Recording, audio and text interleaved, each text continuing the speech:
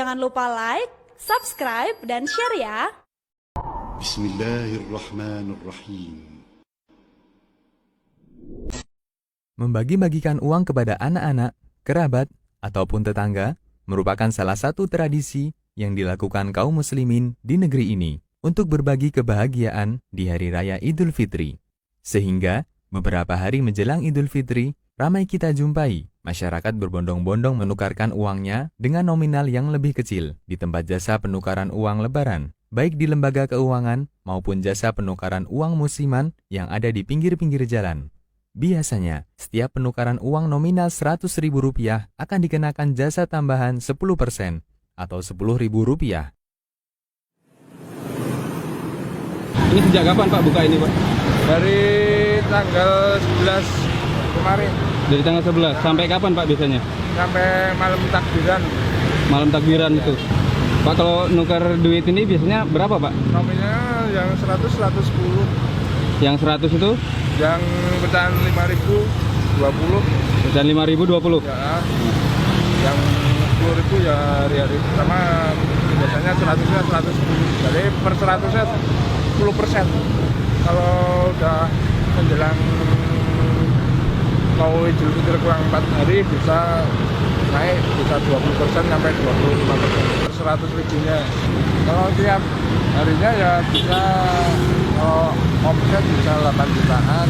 Omset sehari berapa Pak? 8 juta sampai. Omset 8 juta ya? Ya. Nanti ya kadang-kadang kalau sepi ya bisa 4 juta. Terus kalau ini apa namanya? Fee-nya mungkin yang jualan atau mungkin ini ada juraganya Pak ya? Iya. Ada juraganya. Ada bosnya. Oh, ada bosnya gitu ya? Bosnya sendiri. Terus digaji gitu ya, Bapak digaji? Ya, gaji. Gajinya nanti berapa? Kalau dihitung penjualannya aja. Oh, perjualannya. Berarti ada target gitu mungkin? Targetnya berapa?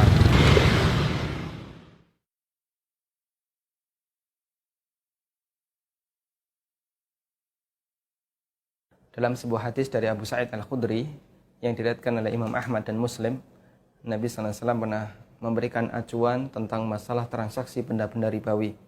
Beliau SAW mengatakan, "Adz-dzahabu bidz-dzahabi, wal fiddatu bil fiddah, wal burru bil burri, wasy-sya'iru bisy-sya'ir, wa at-tamru bit-tamri, wal milhu bil milhi, mithlan bi mithlin, yadan bi yadin. Faman zada aw istazada faqad arba. Al-akhid wal mu'ti fihi sawa." Nabi SAW mengatakan, emas jika dibarter dengan emas, perak dibarter dengan perak, atau bur dibarter dengan bur. Bur adalah gandum yang halus. Kemudian syair dibarter dengan syair, gandum yang kasar dibarter dengan gandum kasar. Kurma dibarter dengan kurma. Kemudian garam ditukar dengan garam. Kata beliau harus mislan bimislin, harus sama. Sama dalam berat atau sama dalam ukuran, dan yadan biyadin dilakukan dari tangan ke tangan, artinya dia ditransaksikan secara tunai.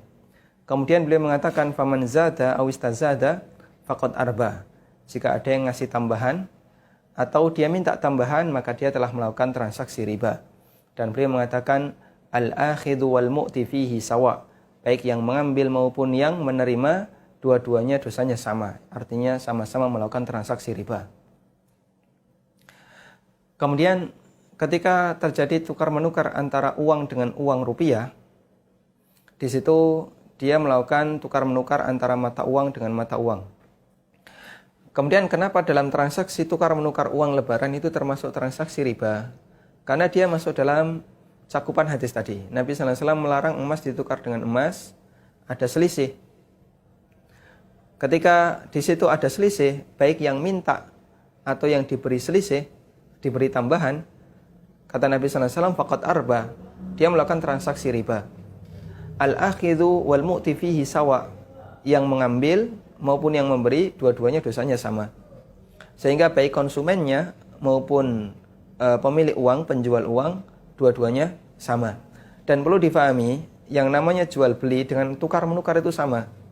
Karena definisi jual beli adalah tukar menukar dua benda yang dilakukan saling ridho. Sehingga orang tidak boleh mengatakan kalau nggak boleh tukar menukar berarti boleh dong jual beli. Nah, jual beli itulah hakikatnya tukar menukar. maka mau disebut jual beli maupun tukar menukar sama. Dan di situ tidak boleh ada selisih. Ketika ada orang yang dia memiliki uang 100.000 ditukar dengan uang receh misalnya pecahan 10.000, maka tidak boleh ada selisih 10% misalnya. Diberikan 110.000 atau 90.000 yang diserahkan. Ini nggak boleh karena itu termasuk di antara transaksi riba.